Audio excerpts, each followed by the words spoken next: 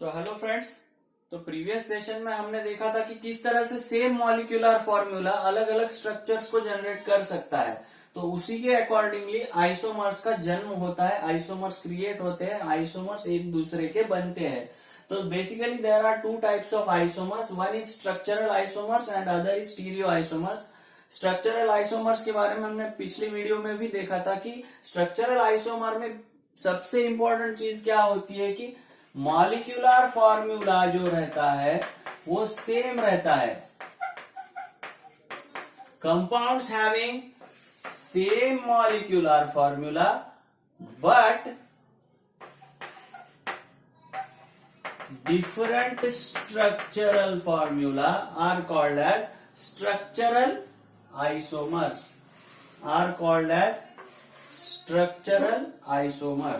तो ये structural isomers कितने तरह के होते हैं? पांच तरह के होते हैं। फिफ्थ टाइप हम इसको सीखने के बाद में इधर लिखेंगे। Fifth type is tautomerism. तो ये 5 टाइप्स ऑफ आइसोमर्स कौन से हैं? Chain isomers, positional isomers, functional isomers and metamers. हमने C4H10O का एग्जांपल लेके सारे आइसोमर्स पिछले वीडियो में डिटेल में देखे हैं कि किस तरह से ये एक दूसरे के आइसोमर्स बनते हैं। तो सबसे पहला चेन आइसोमर में क्या होता है, इधर वही एग्जांपल मैंने फिर से लिखा है। चेन आइसोमर में क्या होता है, कार्बन और कार्बन की लिंकेज की जो ऑर्डर होती है उसको बदलने के बाद में ये आइसोमर्स मिलते हैं। जैसे इधर ये क्या है, ये स्ट्रेट चेन कंपाउंड है, तो इसको ब्रांच चेन में कन्वर्ट करने के बाद में हमें चेन आइसोमर्स मिले हैं। अगर ये N ब्यूटेनॉल है, इसको मैंने क्या कर दिया है, isobutanol.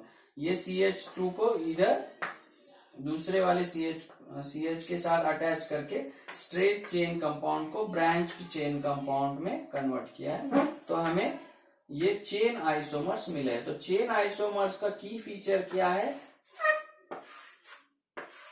Different order of bonding in between carbon atoms. इधर बॉन्डिंग क्या थी, CC-CC बॉन्ड थी, तो इसको ये सेकेंडरी बना दिया गया है। तो इस तरह से टर्शरी कार्बन बना दिया है, इसमें टर्शरी कार्बन एक भी नहीं था। तो different order of bonding gives rise to chain isomers. अभी नेक्स्ट है पोजिशनल आइसोमर्स। इसका की फीचर क्या है friends? Change in position of functional group. ध्यान दीजिए दोस्तों, फंक्शनल ग्रुप की पोजीशन चेंज हो रही है। अभी 2 और 3 एक दूसरे के क्या है, फंक्शनल आइसोमर्स है। इधर OH जो है ये टर्मिनल कार्बन के ऊपर अटैच था, सबसे एंड वाले, और इधर 2 डिग्री कार्बन के ऊपर OH ग्रुप अटैच हुआ है। यानी change in position of functional group gives positional isomers. अभी आगे चलते हैं फंक्शनल आइसोमर्स। इसमें क्या होता है फ्रेंड्स, फंक्शनल ग्रुप ही चेंज किया जाता है by keeping same molecular formula. Molecular formula same रहता है but functional group he change कर दिया जाता है। तो फ्रेंड्स इस तरह से मॉलिक्यूलर फॉर्मूला C4H10O ही है, लेकिन ये हाइड्रोक्सी ग्रुप से इसको ईथर ग्रुप बना दिया गया है। यहाँ पे हमने OH फॉर्म में इस मॉलिक्यूलर फॉर्मूला को रिप्रेजेंट नहीं किया है, O के फॉर्म में रिप्रेजेंट किया है, CH3O CH2 CH2 CH3। Count कर लो, C4H10O ही है मॉलिक्यूलर फॉर्मूला। अभी देखो फ्रेंड्स, ये तो हो गए फंक्शनल आइसोमर्स। तो मेटामर्स क्या है, इसमें देखिए ऑक्सीजन के अराउंड इधर 2 और इधर 2 कार्बन एटम्स है। तो मैं इसको इस तरह से भी अरेंज कर सकता हूं कि ईथर लिंकेज O के एक बाजू में एक ही कार्बन रखूं और दूसरे बाजू में 3 कार्बन रखूं। इस तरह से distribution of carbon atoms around the functional group, about the functional group, इसके अकॉर्डिंगली हमें जो डिफरेंट स्ट्रक्चर्स, डिफरेंट कंपाउंड्स मिलते हैं उनको कहते हैं मेटामर्स, और इस प्रॉपर्टी को कहा जाता है मेटामेरिज्म। तो फ्रेंड्स ये थे चेन, पोजिशनल, फंक्शनल और मेटामर्स। अभी हम नेक्स्ट देखेंगे व्हाट आर टाटोमर्स और टाटोमेरिज्म क्या होता है। तो फ्रेंड्स टाटोमर्स क्या होते हैं? टाटोमर्स जो है एक तरह के फंक्शनल आइसोमर्स ही होते हैं। ये दूसरे तीसरे कुछ नहीं है, एक दूसरे के फंक्शनल आइसोमर्स ही है। लेकिन ये क्या होता है, एक ही मिक्सचर में ये एक दूसरे के साथ डायनामिक इक्विलिब्रियम में होते हैं। कैसे होते हैं, डायनामिक इक्विलिब्रियम में, यानी ये इधर से इधर इसका कन्वर्जन और इधर से इधर कंटिन्यूअसली चालू रहता है। यानी समझो इसमें 96% ये है, 4% ये फॉर्म है, तो कंसिस्टेंटली ये 96 में से एक कुछ परसेंट इधर आएगा और कुछ परसेंट इधर जाएगा। ये कंटिन्यूअसली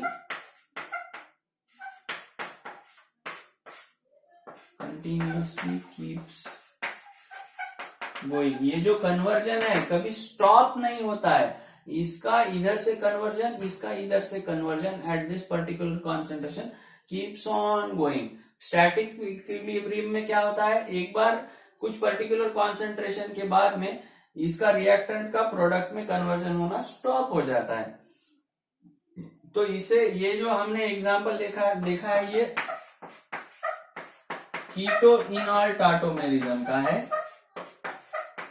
कीटो इनॉल टाटोमेरिज्म में क्या होता है, कीटोनिक फॉर्म जो है वो इनॉलिक फॉर्म में कन्वर्ट होते रहता है।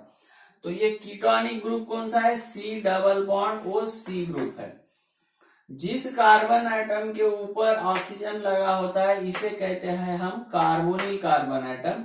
इसके बाजू वाला कार्बन जो होता है वो अल्फा कार्बन एटम, इसके ऊपर का हाइड्रोजन एटम होता है अल्फा हाइड्रोजन एटम। मैं फिर से एक बार बता दूंगा, ये जो है ये कार्बोनिल कार्बन है, ये और ये जो है ये अल्फा कार्बन है, इसको अटैच जो हुआ है वो अल्फा हाइड्रोजन है। तो इसमें क्या होता है, अल्फा हाइड्रोजन निकल के इधर लग जाता है और इधर डबल बॉन्ड आ जाता है। तो इधर का हाइड्रोजन निकल के इधर लग गया और इधर डबल बॉन्ड आ गया। ये है कीटो फॉर्म और ये है इनॉल फॉर्म। इस तरह से ये कीटो और इनॉल का कन्वर्जन कंटिन्यूअसली चालू ही रहता है और ये दोनों एक दूसरे के डायनामिक इक्विलिब्रियम में रहते हैं। तो इस तरह के जो स्ट्रक्चर्स रहते हैं डायनामिक इक्विलिब्रियम में एक दूसरे के फंक्शनल ग्रुप को चेंज करते हुए, इनको कहते हैं टाटोमर्स ऑफ ईच अदर। और ये जो एग्जांपल हमने देखा है ये कीटो इनॉल टाटोमेरिज्म का है। तो this was all about structural isomers. इन 5 भी आइसोमर में आप देखेंगे कि सभी का मॉलिक्यूलर फॉर्मूला सेम है लेकिन स्ट्रक्चरल फॉर्मूला डिफरेंट है। तो नेक्स्ट अभी हम देखेंगे कि what are stereoisomers. The name stereo itself suggests that in Latin, in some language, I don't remember, but stereo, the meaning of stereo is three-dimensional. What is the meaning of stereo? Meaning of stereo is three-dimensional. अभी तक हमने three dimensional मतलब space में atoms का arrangement कैसे हो रहा है उसके बारे में कभी सोचा नहीं है इन 5 स्ट्रक्चरल आइसोमर्स के टाइम पे। स्ट्रक्चरल आइसोमर्स में हमने बस इतना ही देखा है कि these compounds having same molecular formula but structure different structural formula. अभी इधर स्ट्रक्चरल फार्मूला भी सेम है लेकिन स्पेस में जो अरेंजमेंट हो रही है उनकी, वो अरेंजमेंट जो है वो डिफरेंट है। तो स्पेस के अरेंजमेंट के अकॉर्डिंगली डिफरेंट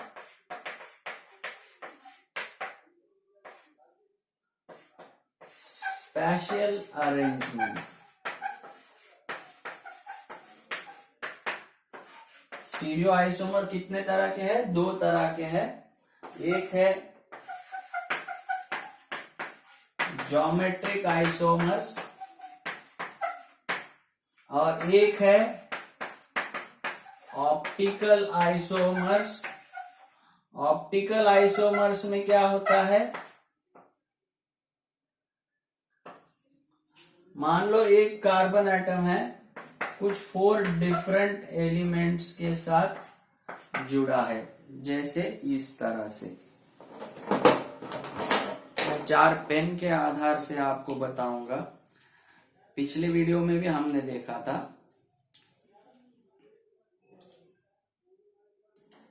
तो इस तरह से ये जो 4 है, 4 एटम्स एक दूसरे के साथ जुड़े हैं। अभी ये जो 3 है एक प्लेन में है, ये जो 3 है वो एक प्लेन में है। अभी मैं क्या करता हूं, इसमें से ये वाले एटम को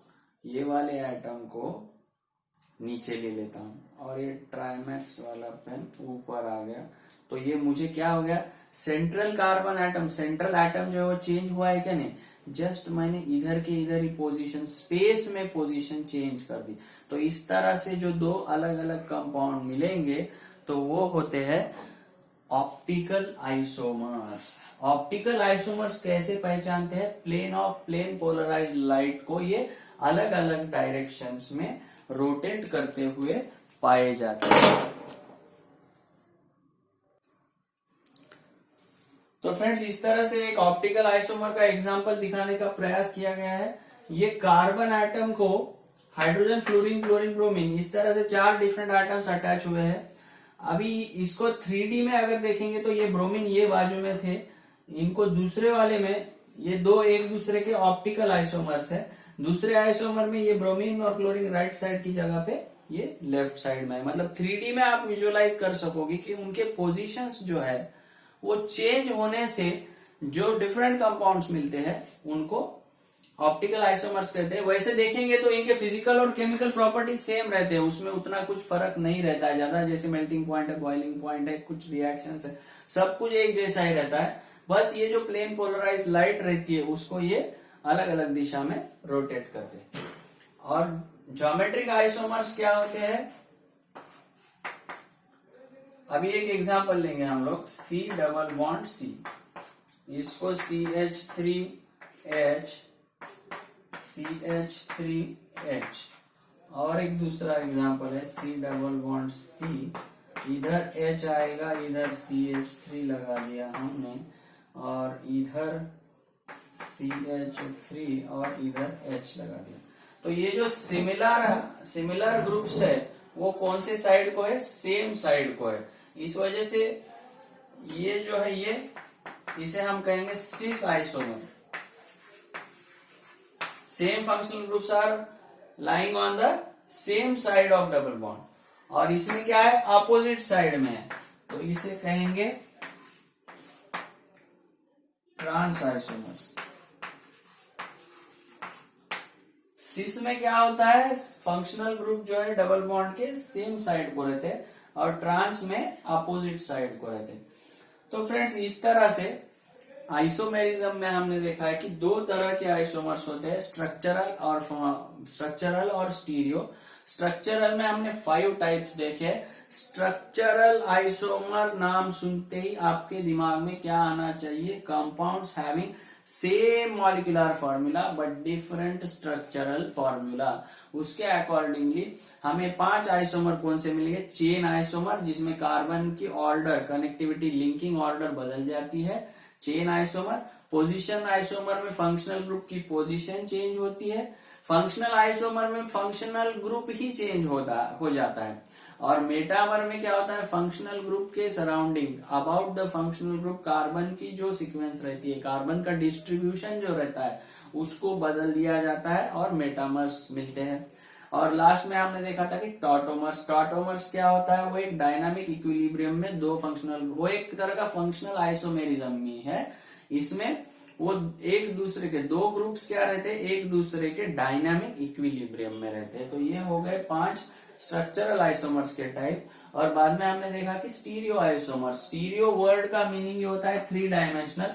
अभी हम आ चुके हैं 3D में, मॉलिक्यूल के 3D स्ट्रक्चर में। इधर कार्बन को जिस तरह से लिंकिंग हुई है उसमें कुछ बदल नहीं है, कुछ डिफरेंस नहीं है, लेकिन स्पेस में अरेंजमेंट जो हो रही है, लेफ्ट या राइट या ऊपर या नीचे, इसमें डिफरेंस आने की वजह से अलग अलग आइसोमर्स बनते हैं।